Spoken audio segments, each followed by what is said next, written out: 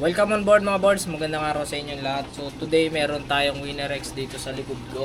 Long time na upload tayo, hindi pa motovlog. So sa ngayon kasi ito yung mga ginagawa natin, nagkakabit tayo ng mga accessories ng Winner X, mga tropa. At ito si Sir, for the first time galing pa siya ng Pampanga, Mexico, Pampanga, para ipakabit yung mga accessories na meron siya dito ngayon. So isa-isahin ko, papakita ko sa inyo kung ano yung mga ikakabit natin.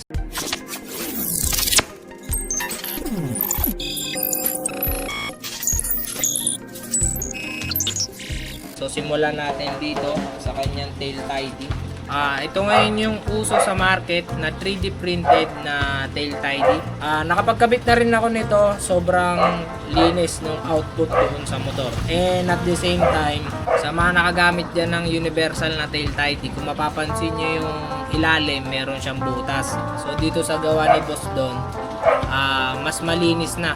Minimal na lang yung butas, so hindi na ganun karami yung papasok na putik doon sa loob ng chassis natin o doon sa may likod ng motor natin. So ayan, kung ano yung fitment ng mga bolts, babalik nyo lang din.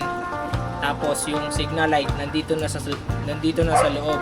Tapos yung plate number. Meron din kasamang ilaw yan para sa sa plate number nyo, kaya kung ano yung tatanggalin nyo sa stock, ganun pa rin. May ilaw, may signal light, mas malinis lang siya tingnan. Meron tayo dito sprocket, 1546 yung sukat, 428 which is 428 yun yung lapad.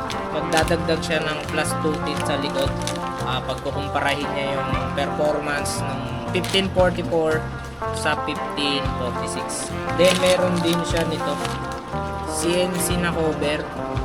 Actually hindi siya cover kumaga detail na lang siya dito sa rear sprocket. Sunod, meron siya ditong hazard switch. Itong hazard switch kasi na to, alam ko nabibili yan bundle, may kasamang flasher relay. So last time nung nagkabit ako nito, hindi ko naman nagamit itong flasher relay, kinabit ko lang siya. So ayan, signal light, ito optional. So pwede naman itong hindi makabit, or pwede nyo naman ikabit na rin. Dito na tayo sa major upgrade ni Bossing. Magkakapapalit tayo ng clutch perk. Clutch perk siya na RCB E4.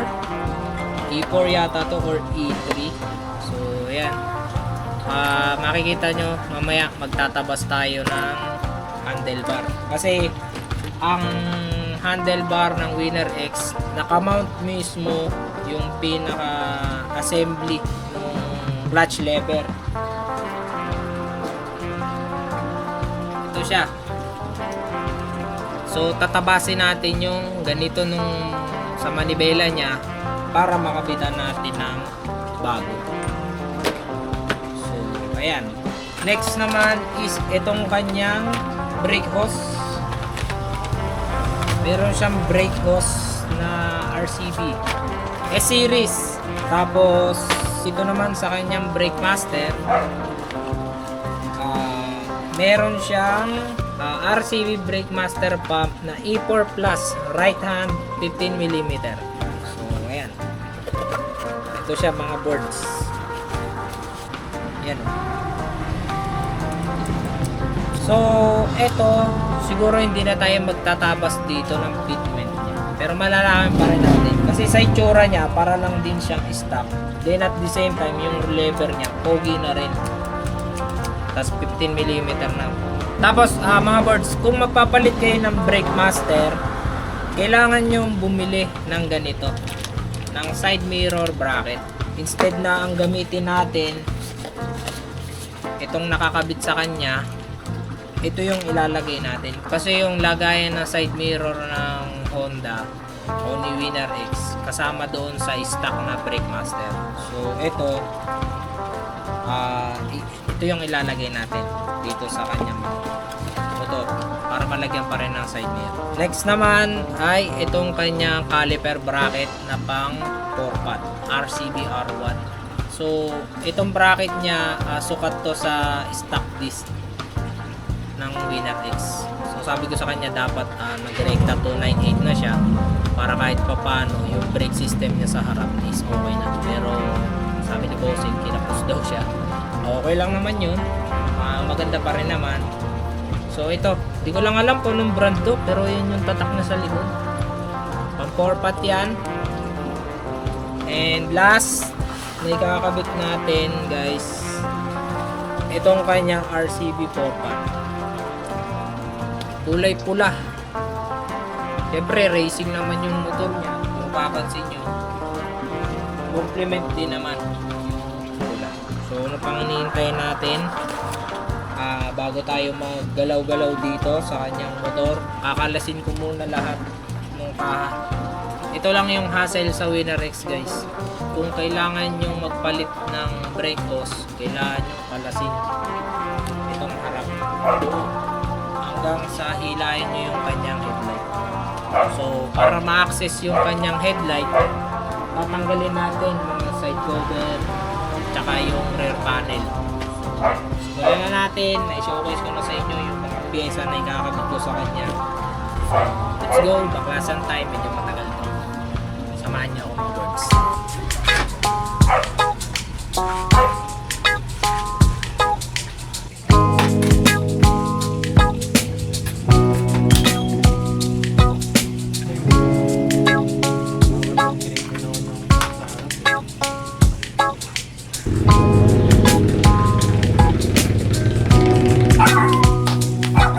Nakabit na natin yung hazard.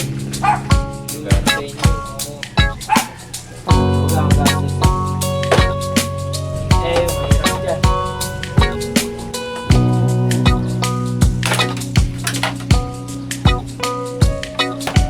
Yan, tapos yun siya. Nasa kanina na lang yan. Iilalim pa yan.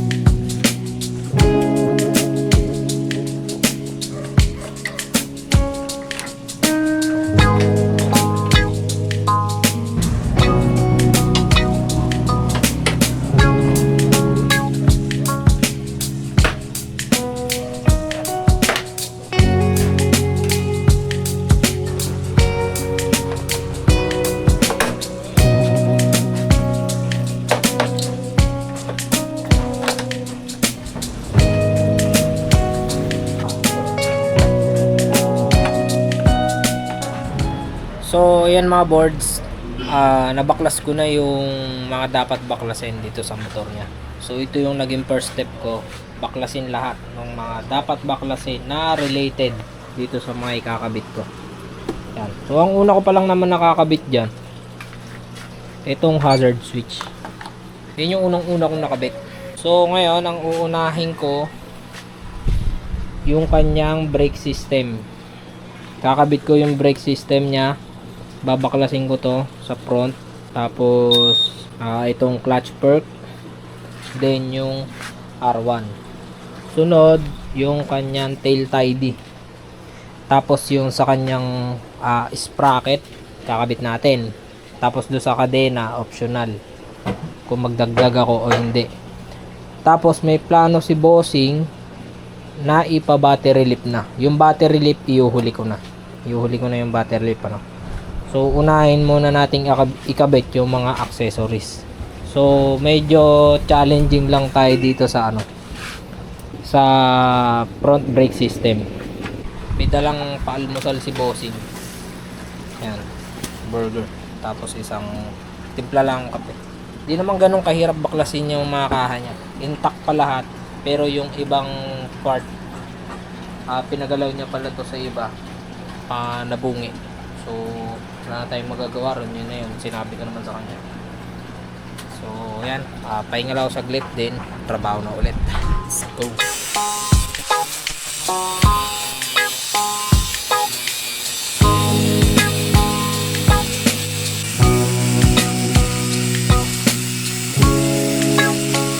So ito mga birds, natanggal ko na yung clutch perk nya. Ito yung stock. Hindi ko alam kung napanood nyo, namatay kasi yung camera. So ngayon lilinisin ko na lang siya gamit itong sanding. Ayan, para matanggal yung excess na bracket na ganito. Bibilugin lang natin, tapos maipit natin yung kanyang clutch perk.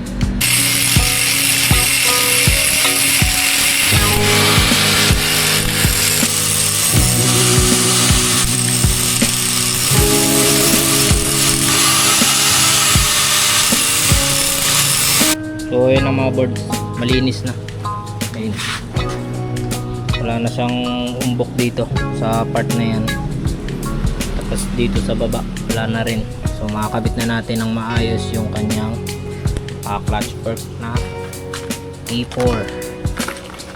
Yung E3 yata nito, hindi ganito yung lever. So yun lang yata yung pinagkaiba. Pero ito E4. So yan, kabit na natin. So i-adjust ko muna to, then proceed tayo dito sa kanyang front brake system.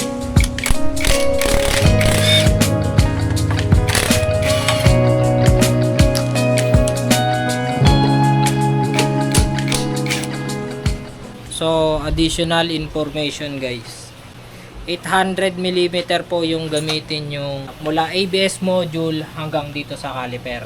Tapos dito sa taas much better yung 550. Pero okay lang din naman yung 480. Yung 550 pagka kinabit natin siya dito sa module to caliper, hindi mo siya maisasagad ng liko pakanan. Sumasayad na siya or nababanat din. Yung 550 hindi ko magagamit dito sa front. Yung nabili ni Bossing, ang gagamitin ko dito which is ito yung stock na nakakabit na. Yung 550 na binili niya, gagamitin ko dito sa taas which is sa brake master to ABS module.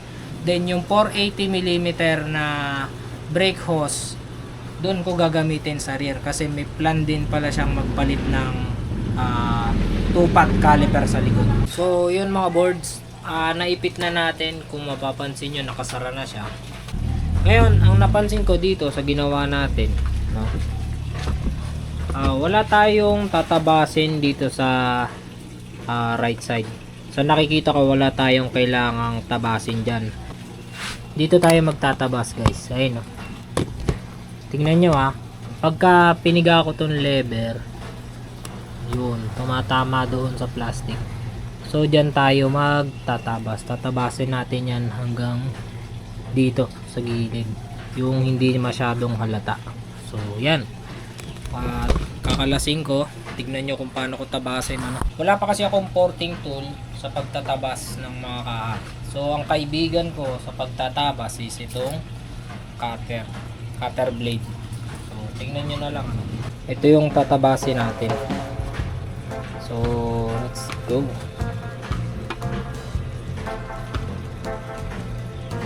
Isasabay lang natin dito sa hulma.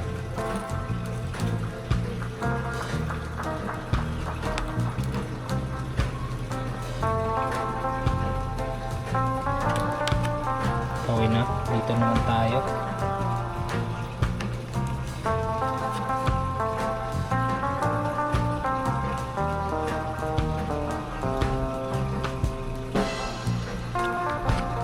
So yan, okay na, tabas na. Ngayon, ubusin na lang natin.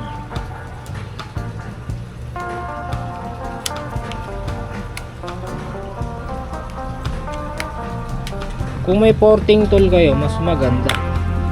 Kasi, mas precise. Makokontrol nyo. Kasi unlike dito sa cutter, mamali ka lang ng konti. Sayang. Yari na. Tsaka, may possible pa na mahiwa ka pagka hindi ka sanay mag cutter.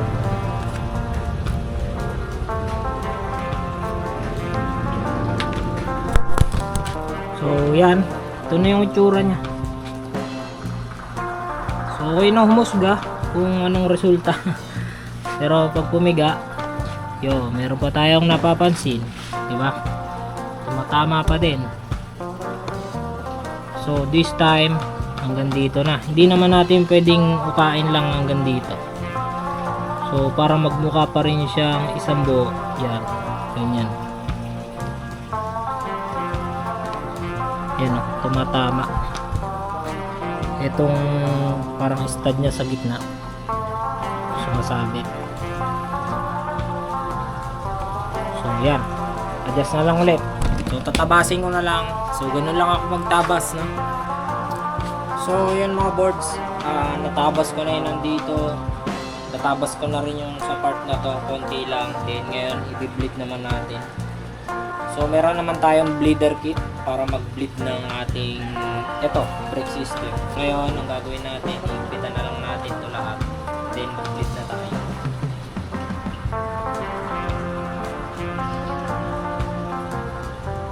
Kung mapapansin nyo, yan yung dami ng fluid natin. Nandito siya sa may halos sa max, ano? So bumababa na siya paunti-unti. So repeat lang natin yung cycle at medyo may tension na siya dito sa ating brake lever. Ayun, bumababa na siya. Bobombahin lang natin ng bobombahin. Ayun, lumalabas na yung hangin. Ayun na, dami nang pumapasok.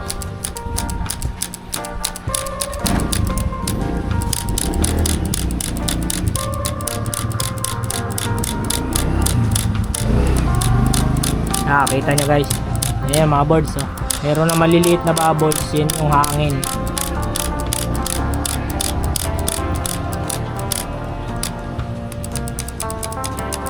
Ayun dyan sa ibabaw.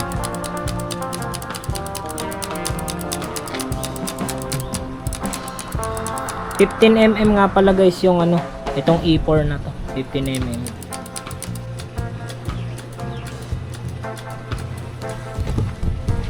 So, ganun lang yung procedure ng pag-bleed.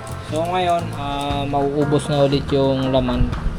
Lalagyan ko na ulit. So, ikakat ko na yung video kasi medyo matagal talaga mag-bleed. Tatagain nyo talaga. Pag hindi nyo tinaga, lulusot yung preno nyo. So, yan. Cut na natin yung video. Proceed na tayo mamaya doon sa tail tidy. So, yun mga birds, nakabit ko na. Nasara ko na yung ayun, okay na yung tension nya. Sakto na to. So yan mga bossing, di ko alam kung napanood nyo kung paano ko binibleed yan, pero pinalitan ko ng RCB brake hose yung kanyang likod. So next naman is ikakabit ko yung kanyang bagong sprocket, tapos yung kanyang yung detalye XYZ 4060 na SSS, tapos 15 teeth na DID. So kalasan time, so kalasin ko muna, tapos mamaya na lang ulit mag video pagkakalas na. So yan, natanggal na natin, kabit na natin to dito.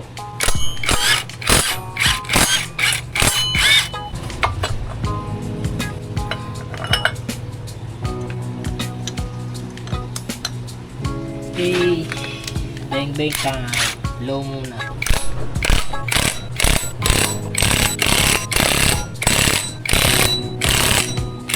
Medium.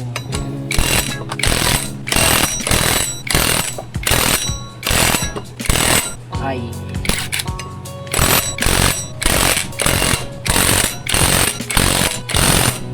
Okay na yun.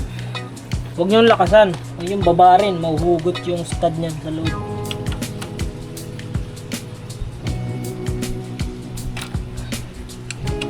Ito hindi pwede barilin kasi napuputol.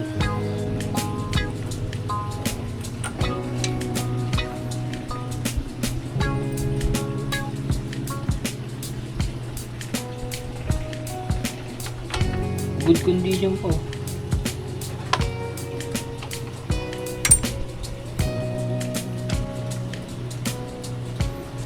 Alright.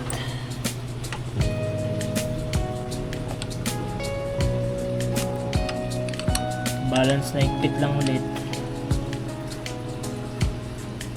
Tantyameter lang. Pagka tinodo niya, putol yan. Alright. Pati yung kadena. Ganda oh. Manis. Hindi pala nakapreno. Oh, kahit nakapreno, ganda. Okay na yan. Alright.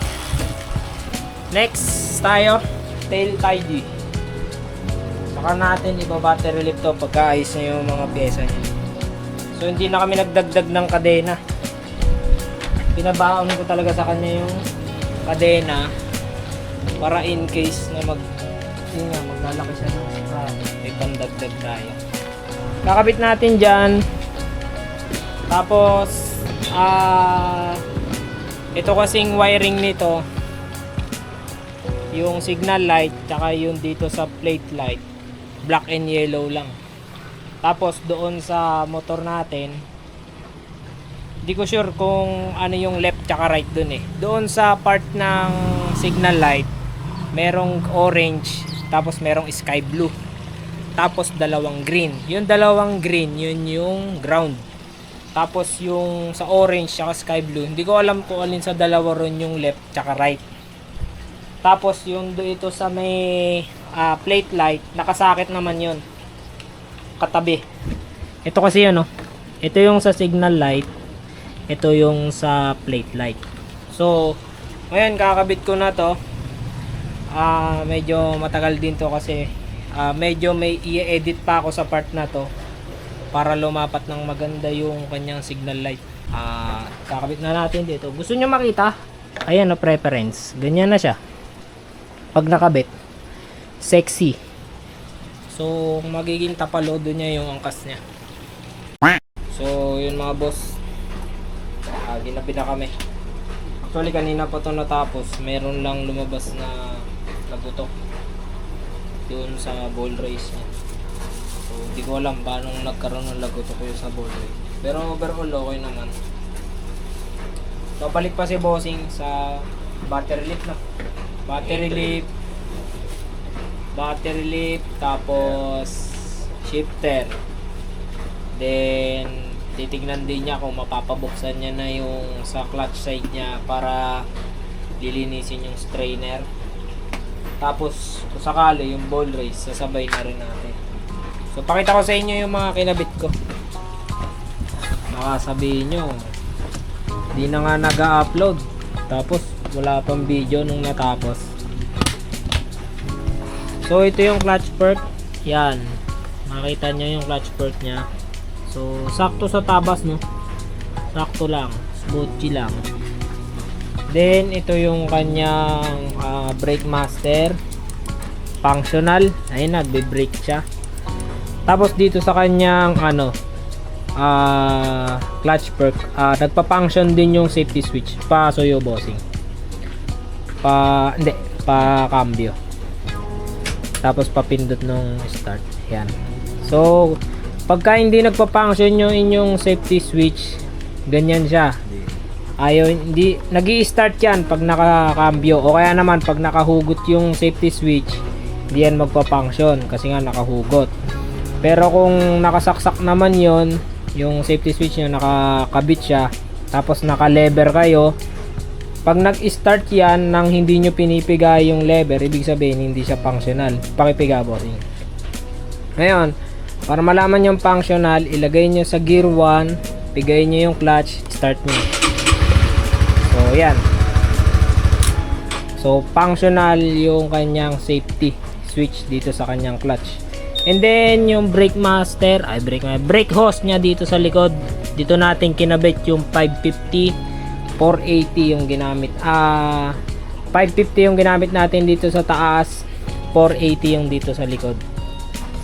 Tapos ito yung kanyang sprocket, 16T na RK, SSS pala.